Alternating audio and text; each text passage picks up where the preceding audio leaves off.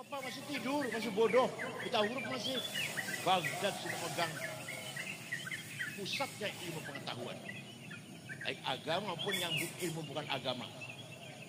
Pertama kali ana tafsir sempurna dari Fatihah sampai An-Nas 10 jilid. Sayyidina Ibnu Abbas tulis tafsir Ibnu Abbas, tapi orang jilid lah kecil. Imam Hasan Basri juga nulis tafsir, hanya 2 jilid. Pertama kali ada tafsir sempurna Imam Ja'far Ibnu Jarir At-Tabari. Orang mana itu? Orang Tabaristan. Bukan wong Arab, orang Tabaristan. Duduk Yaman itu. Khalifah Umar bin Abdul Aziz tahun 99 Hijriah.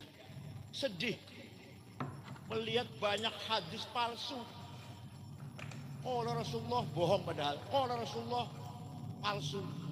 Khalifah Umar bin Abdul Aziz memanggil ulama namanya Syihabuddin Romahurmuzi. Siapa?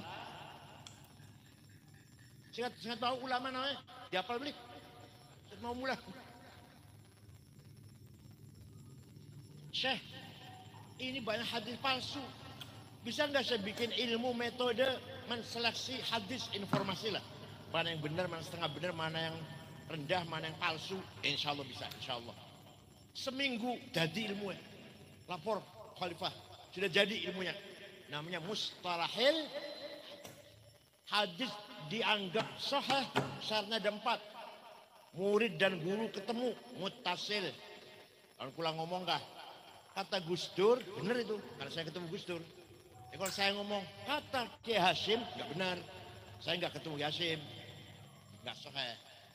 Kedua, gurunya itu dhabit, tidak pernah lupa. Riwayat-riwayat apal terus, apal semuanya. Gurunya ya. Yang ketiga, gurunya thiqah, bisa dipercaya. Amanah, nggak pernah nyolong sendal masjid. Apa yang kotaknya, apa mana kotak duit apa. Nomor 3 adil, baru hadis itu sahih. Kurang 1 syarat turun hasan, kurang 2 syarat turun dhaif.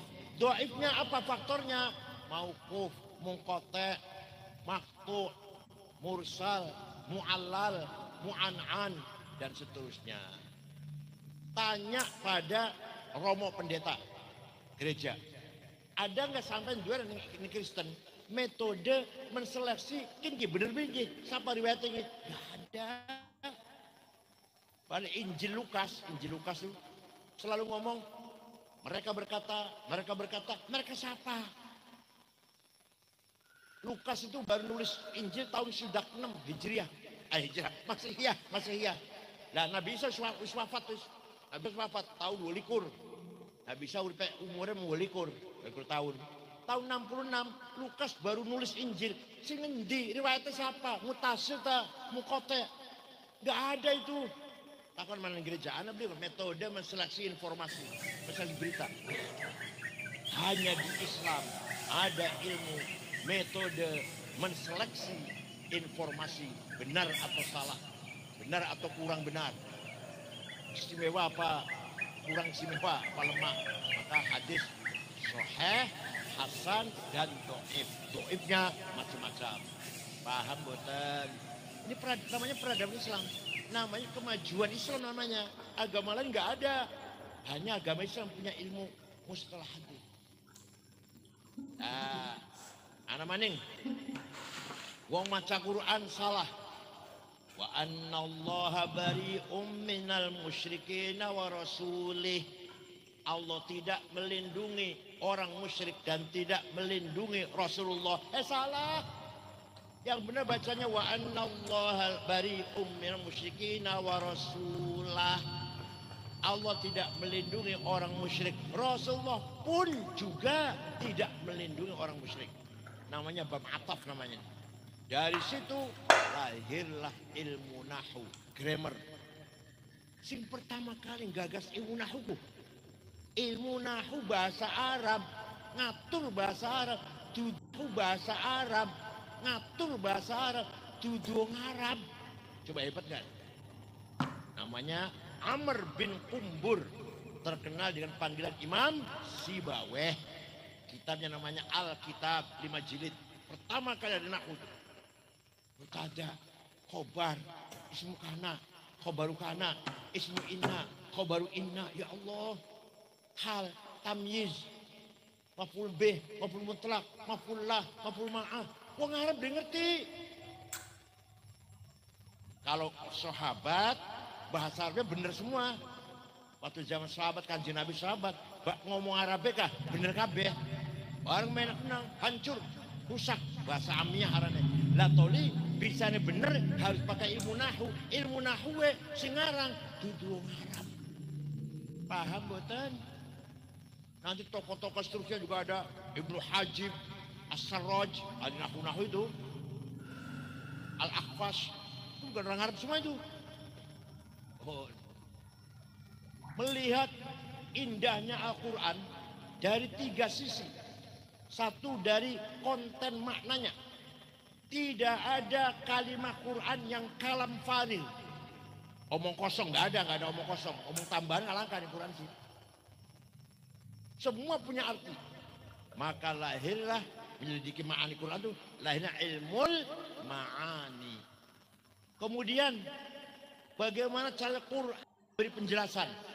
Ada yang soreh, ada yang tidak soreh, ada yang ammah, ada yang khosoh, ada mujmal, ada mufassal, ada ma'amtal, mital. Lahirlah ilmul bayan. Bagaimana caranya Al-Quran memberi penjelasan. Yang ketiga, struktur bahasanya. Ada menggunakan kinayah, isti'arah, majaz, iltifat. Lahirlah ilmul badi'. 3 ilmu itu namanya ilmul balaghah. Sing gawe ilmu balaghah ku dudu Arab. Namanya Amr bin Ubaid. Apa siapa namanya? Coba. Amr bin Ubaid. Keling dulu mau dia tajuk siapa ilmu? Sarapan semayi kan sih. Ampas kelapa sarapannya, ampas kelapa. Namun rawi hadis lah bisa lebih cerdas beliau. Hadis biasanya kalau rawinya sikoh, dobit cerdas, nggak pernah lupa, dobit. Paham betul? Oh. Itu saya mau cerita Imam Syafi'i. Nah, Imam Syafi'i orang Arab. Syafi'i namanya Muhammad bin Idris bin Uthman bin Abbas bin Syafi' bin Musayyab bin Ubaid bin Abd Yazid bin Abdul Muttalib. Jadi turunan Syekh Abdul Muttalib, tapi dulu Habib duduk. Ya, dulu Habib. Karena nggak lewati kanjeng Nabi, ketemu ning jadnya, kakeknya Syekh Abdul Muttalib. Lahir di Gaza, Palestina yang sekarang sedang digempur oleh Israel. Syafi'i pun lahir ngono. Toli tahun 150 Hijriah, wafat tahun 204. Mati ini di wafat deh. Ning Fustat, Kairo, Mesir. Umurnya 54. Pula 72, insyaallah. 72 enggak sabedina nambah dosa bae. Dudu dosa mateni wong rampok dudu. Hasud, takabur, sum'ah, ujub, riya, saya hebat, saya paling hebat. Orang semua kalah sama saya. Saya paling dosa tok isine gajinya kayak gunung. Kula saya sabendina dosa, nyolong, mateni wong, zina, duduk. Dosa kula gajinya ke takabur. Ya aku dosa gajinya aku dosa aku sombong, takabur, iri, dosa aku gajinya aku. Kadang-kadang masalah dosaku ning kalangan torekot yang sebenarnya torek ila wusul ilallah tukaran. Jadi torekot itu caranya wusul ilallah, metode supaya sampai kepada Allah. Aku tukaran. Torekot. Heran saya. Lawan pedagang pantas tukaran. Torekot tukaran pantas beli. Torekot itu jalan wusul ilallah. Aku tukaran. Kiai pesantren tukaran pantas beli. Enggak pantas. Kalau gubernur namanya Abdurrahman Al-Mahdi. Gubernur daerah Asia Tengah, gubernur Asia Tengah. Siapa namanya gubernur namanya siapa? Al-Mahdi. Dibuka suratnya, dibaca. Syekh, saya ingin paham syariat Islam dengan benar. Ingin paham syariat Islam dengan benar. Imam Syafi'i memanggil muridnya, namanya Robi' bin Sulaiman Al-Muradi. Muridnya bu, Robi sini Robi. Ambil kertas, ambil pulpen. Ayo kita nulis risalah surat untuk Gubernur Abdurrahman Al-Mahdi. Imam Syafi'i ngendikan ngomong, Robi nulis. Akhirnya surat Syafi'i berjumlah 300 halaman. Itulah kitab Ar-Risalah. Awal mula ada usulul fiqh, metode memahami syariat Islam. Sadul Syafi'i dari wonten ilmu usul fiqh. Paten. Dan di pesantren juga kurang usul fiqh, di dalami kurang. Fakih ya fakih, haram, halal, makruh, sunnah, iya. Usul fakih sing kurang pesantren itu. Dan isi kitab risalah. Ya singkat bae orang singkat orang tahun. Pertama, gubernur, kalau Anda ingin paham syariat Islam harus paham ayat-ayat Al-Quran. Ayat Al-Quran itu tidak satu tipe, beberapa tipe. Ada ayat muhkamah sudah jelas, nggak usah ditafsir. Qul huwallahu ahad, nggak usah tafsir, jelas. Ada muhkamah arane. Ana maning mutasyabihah, remeng-remeng. Nah iki butuh tafsir ki. Aula mastumun nisa, suami istri punya wudhu senggolan batal. Senggolan itu apa?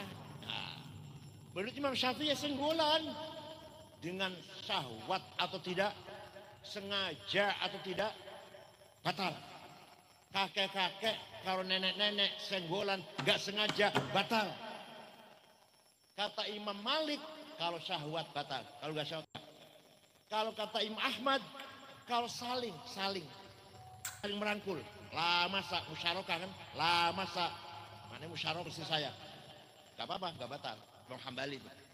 Maka jari Imam Abu Hanifah bu, suami istri punya wudhu, ciuman, pegang-pegang, syahwat, sengaja, nggak batal. Asal tidak yang satu, baru batalnya kalau yang satu. Ngerti yang satu, ngerti kan yang satu? Imam Hanafi. Jadi lamas itu artinya jamaah. Hanafi. Lamastum jama'tum. Maka jima baru batal. Itu Imam Hanafi. Ini namanya ayat mutasyabihah. Ini ayat mutlaqah, absolut. Ada ayat muqayyadah, terikat dengan syarat. Ati'ullah wa ati'ur rasul. Taat kepada Allah, taat kepada Rasulullah. Syarat. Ati'ullah wa ati'ur rasul. Taat kepada Allah, taat kepada Rasulullah. Mutlak. Wa ulil amri minkum. Taat kepada pemerintah. Lihat dulu, baik apa enggak pemerintahnya. Namanya muqayyadah. Paham betul? Kayak nanti Pak Icin. Jalan mainnya kudu gawe dadani. Baru nanti kita taati ya, kita taati ya. Ini ulil amri namanya, ulil amri. Lamun dan dari jalan gede maring mene bagus, nah, kita taati itu. Ya, wa ulil amri minkum muqayyadah. Itu satu rentetan tapi yang separuh atau 2/3 mutlaqah, 1/3 muqayyadah. Ana maning ayat ammah dan khassah. Yang umum aqimus sholah, siapa saja, di mana saja, kapan saja, sugih melarat, pinter bodoh, pejabat rakyat, wajib sholat. Yang khusus apa? Alladzina hajaru wa jahadu wa udhu fi sabili wa qatalu wa qutilu. Wajib perang, jihad dengan syarat. Khusus itu kalau lagi perang. Masa kalau aman di Athena KB non muslim? Kalau yang aman enggak perang. Kalau kita lagi diserang, ayo semuanya angkat senjata, lawan tuh kalau kita diserang. Kalau enggak wajib perang enggak. Ada lagi ayat nasikhah dan mansukhah. Walhasil itulah tipe-tipe ayat dalam kitab Ar-Risalah, kata Imam Syah, sudah paham Quran, harus paham hadis. Kenapa? Karena di Quran hanya global, hadislah yang merinci. Perintah sholat ping swidak loro di Quran, ping swidak loro perintah sholatku. Tapi Quran tidak menjelaskan sholat itu berapa kali, namanya apa. Wonten betul Quran. Maka jabe wonten berapa sahur. Macam kulhu, falak, nas, fatihah, alif lam mim, lan musawwat, ayat kursi, la ilaha illallah, Muhammad, tahlil berkat.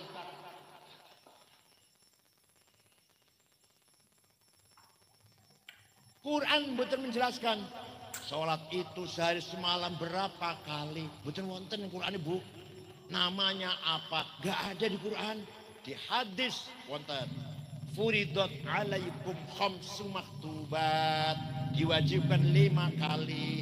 Namanya apa sholat itu? Al-Zuhur, wal Asr, wal Maghrib, wal Isya, wal Fajr. Hadis mas, bukan Quran. Paham boten? Jadi wajib kita paham hadis. Hadis pun macam-macam derajatnya. Ada mutawatir, marwahu jam'un an jam'in la yuhtaw fil khidbul khata'.